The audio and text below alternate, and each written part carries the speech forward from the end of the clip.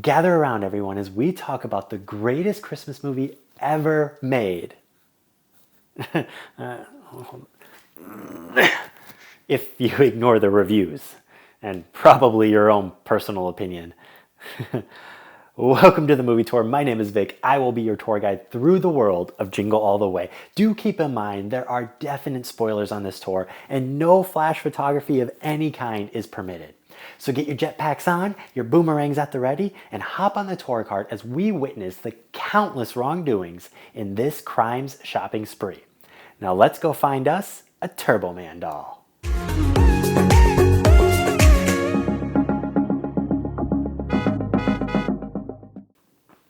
Jingle All the Way came out in 1996 and made $129 million worldwide. It cost $75 million to make, with nearly a third of that going to the star, Arnold Schwarzenegger. He took home a cool $20 million paycheck for basically just shopping on camera. You know, I can take this camera off the tripod and go to the mall if anyone wants to pay me for it. No one? Well, it was worth a shot. Oh, but baby.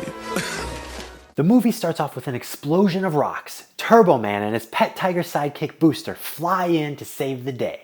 Dementor and the demon team are up to no good. They've kidnapped the president's son. Laser bullets fly everywhere and towards Turbo Man. They miss completely as if they were shot out by stormtroopers. The hero returns fire with turbo discs. Boom, boom. The pink Tony the Tiger fights the henchman. Pow, pow. Dementor gives us his iconic catchphrase.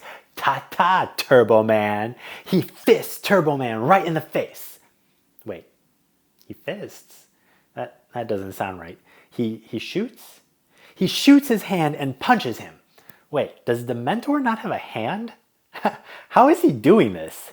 Dementor teleports himself and the boy to the top of the cliff, and he drops the kid off the edge. But not before looking at his watch, because if he did look at his watch, he might have known that maybe he should have waited just a few more seconds, because it might not have been turbo time at that point. Turbo Man swoops in and saves the boy.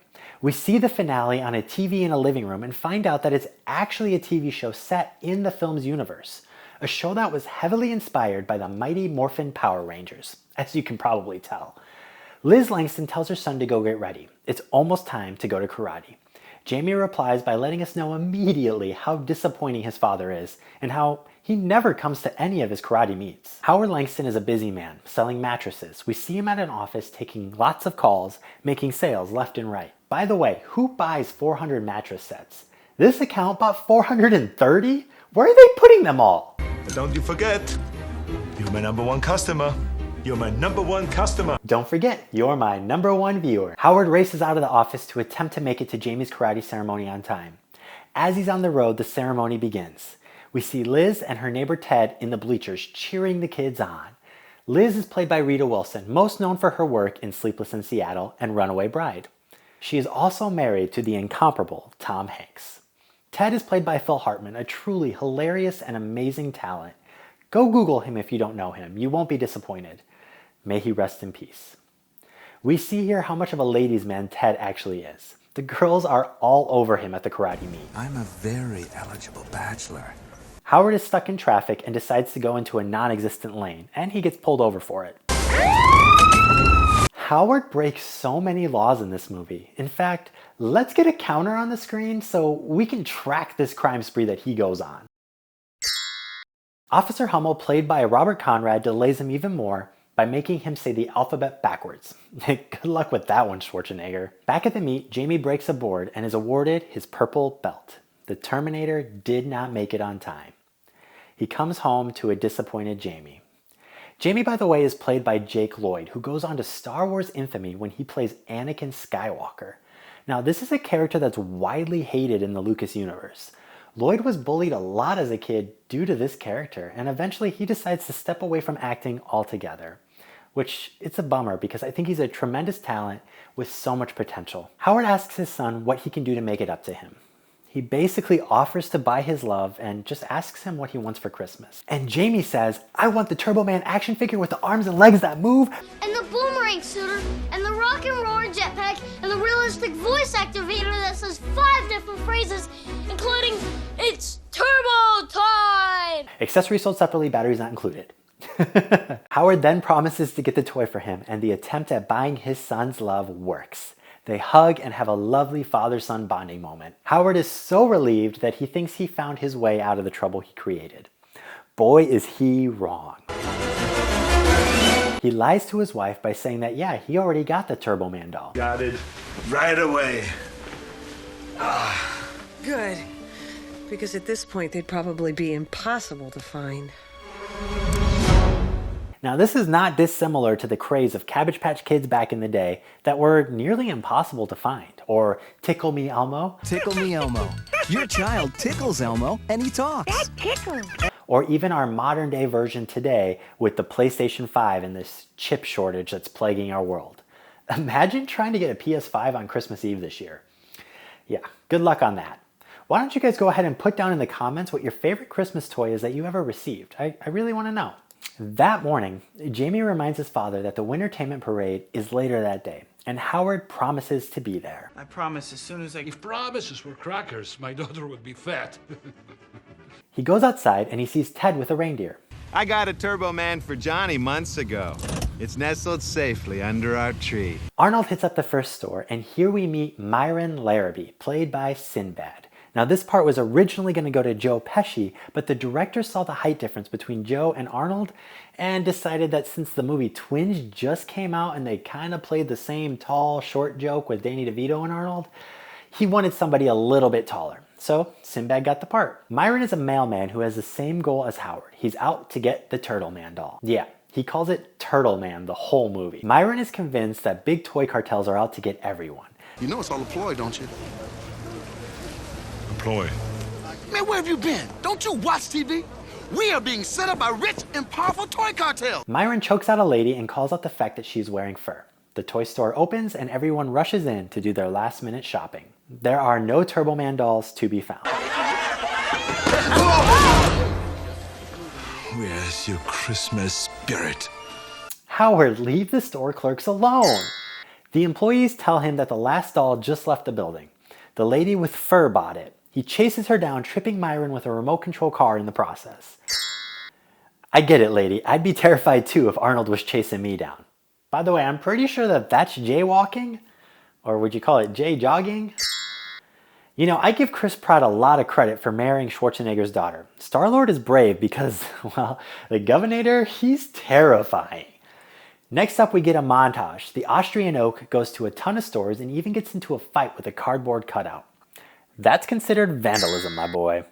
He is not having any luck and he attempts to call home.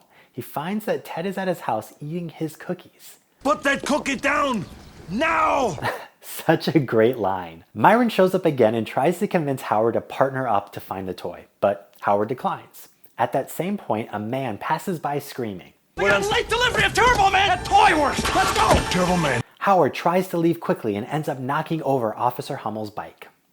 By the way, I lived in the Midwest and cops do not ride bikes, especially not in the middle of winter.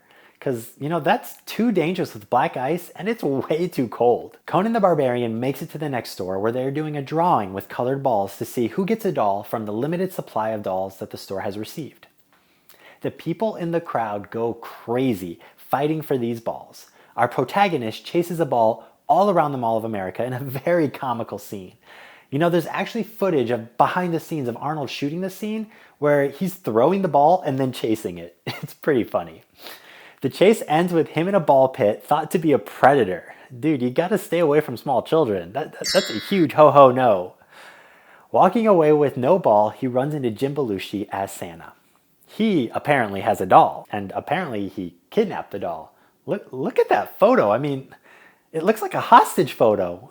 Why did he even take that? Santa and Howard head to an underground Santa Black Market conglomerate. Look at this place. I want to know what is going on here. They don't explain it well enough, and this alone seems like it'd be a great idea for a movie. Somebody write this movie. It's literally a bunch of Santas that are up to no good. They charge Arnie $300 for a broken toy that only speaks Spanish. Now the last action hero is angry. A huge Santa brawl breaks out. He assaults so many Santas here until the cops come in and arrest everyone. Howard then claims to be a detective and walks right out? Yeah, impersonating a cop is definitely a felony. He drives away and his car breaks down, so he ends up having to push it to a nearby diner. He hops on the phone and he has a fight with his son. After the fight, he sits down in the diner where, of course, Myron just happens to be. This guy is everywhere. A radio personality announces a contest for a Turbo Man doll. Just name all of Santa's reindeer and be the first to call. Myron and Mr. Olympia fight for a phone booth to be the first caller. Bro, that's assault and battery. Wait, what's the difference between assault and battery? One goes in your soup, the other goes in your phone. The two run to the radio station as it's just down the street. This is the worst mailman I have ever seen. I bet some of those envelopes had money in them. When we enter the radio station, somebody on the phone guesses the reindeer's name to be Randy, Tito, and Jermaine. These are actually the names of 3 of Michael Jackson's brothers. The DJ calls the cops as Howard breaks down the door to give him the reindeer's names. But Myron comes in claiming to have a bomb. When he drops it, Howard finds out it's just a music box. And yes, opening someone else's mail is against the law. That's a ho-ho no. The DJ explains that he has no doll, just a gift certificate, and the sirens sound as Arnold is about to punch the DJ. What? Come on, man, are you kidding me? They race down the halls and they end up running into the cops. Myron claims to have a bomb again, and the cops are then forced to let them go. So they race out of the building and it turns out it was a bomb. But don't worry, apparently bombs don't hurt you, they just paint you black and change your hairstyle a bit. It's very Looney Tunes. But that's not all, folks. Arnold returns home defeated and, with no toy to show for it, he sees Ted in his house putting a star on his tree. This infuriates Howard so much that he decides to rob Ted's Turbo Man from under his tree. He sneaks out the back door, but Rudolph is waiting for him. He chases Mr. Freeze through the house and a statue falls into the fireplace. He kicks the head on fire out the window. Balthazar. And Liz and Ted catch him in the act. Phil Hartman improvises this line. You can't bench press your way out of this one. After they leave, the reindeer comes out and Howard uppercuts the reindeer. I don't think that's illegal, but I am so counting that. They arrive to the parade and can we just talk about how Ted just left his house after it was almost burned to the ground? And he has a broken window. Very bold. Now, a majority of this movie was actually filmed in Minnesota. However, this parade sequence was filmed at Universal Studios in LA in the middle of May. It was too hot for everyone involved and it took 3 weeks to film. It used over 1,500 extras and they also designed and built 3 custom floats for the scene. The kids get out of the car and Ted hits on Liz in a very cringy way. Howard sees it and wants to stop it, but he gets chased down by Officer Hummel again. Liz knocks Ted over with eggnog. Howard races into a warehouse to lose the cops. Running from the law is a crime, man. He ends up getting crowded by a bunch of people throwing different clothes on him, and then we see Booster. Now you think at this point that Howard would kind of know what's going on, but he doesn't know until he's lifted to the top of a float.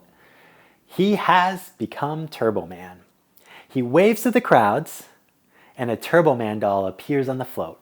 He finally has the toy. Booster tells him to pick a kid and give it to him. Of course, he picks his own son by name. Jamie runs up to the float and receives the toy. Jamie then questions how Turbo Man even knows his name, and we almost get the Star Wars reference, I am your father.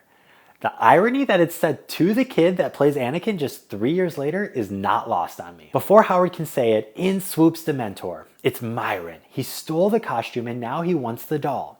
By the way, at this point, it was so hot filming these scenes that they had to wear cooling vests underneath those costumes. Dementor punches Booster off the float and then he says Dementor's catchphrase. Ta-ta, Turtle Man. How does he know this, by the way? He still thinks Turbo Man is Turtle Man. Then he does the fist thing. Oh, look at that. Sinbad cut his hand off for the role. Talk about dedication to the art. Howard knocks Myron down with his turbo discs. The demon team come in and start fighting too. Jamie runs to a giant tree on the roof with Myron chasing him down. Turbo Man flies, albeit terribly, and he destroys this poor family's dinner by flying through their house. For these flight sequences, they actually used a crane and cameras on zip lines. They even created a helmet cam to give a first-person perspective of the flight. Howard lands on the ground as the tree falls over. Myron and Jamie are hanging on for their lives. Howard throws his boomerang, knocking Myron down to the ground where he gets arrested. Then Howard flies up to catch the falling Jamie. The dude is 6 inches from your face, kid. How do you not know that that's your dad? You looked right at him. They land to safety, and Howard then lets them know he is Turbo Man. Officer Hummel gives Jamie the doll, but Jamie decides to give it back to Myron. But Jamie, I thought you wanted this doll more than anything. What do I need the doll for? I got the real Turbo Man at home. The movie ends there, but we do get a post-credit scene where Liz asks Howard what he got her for Christmas, leaving it open to a sequel. It never happens though with this cast. There was a sequel made in 2014 starring Larry the Cable Guy. Similar story, but there are no connections whatsoever. There you have it. We have reached the end of the movie tour. Let's take a look at the Ho-Ho Nose. We have 18 crimes of assault, speeding, running from the law, jaywalking, and so much more. Howard Langston would be doing minimum of 25 years for all of his crimes. I think the moral of the story that we've learned here today is that if you persevere, you try hard enough, and if you break enough laws, you too can get yourself your very own Turbo Man doll. Is that a Turtle Man doll? Yeah.